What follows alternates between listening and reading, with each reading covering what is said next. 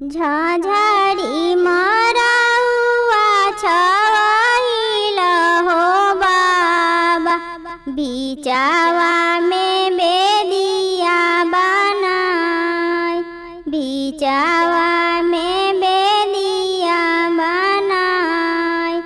झाझड़ी मरौआ छवैल हो बाबा, बिचावा में बेदिया बनाय, बिचावा में बेदिया बनाय।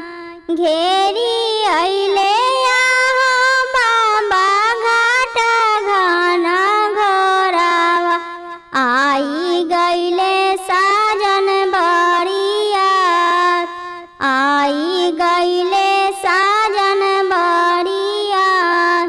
एक ओरी बैठे बाबा नैहर सब लोगावा, दूसर ओरी ससुरा साजन लोग, दूसर ओरी ससुरा साजन लोग।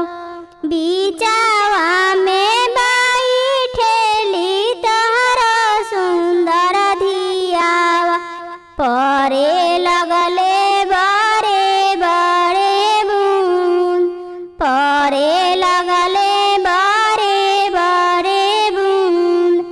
एक ओरी भी जाले नैहर सब लोगावा, दूसर ओरी ससुरा साजन लोग, दूसर ओरी ससुरा साजन लोग।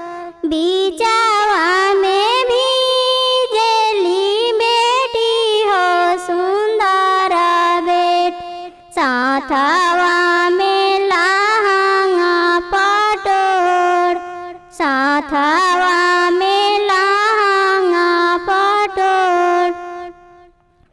कहा तू ताया बेटी छात्र छवावती, दिहाती में तमुआ तनाय, दिहाती में तमुआ तनाय।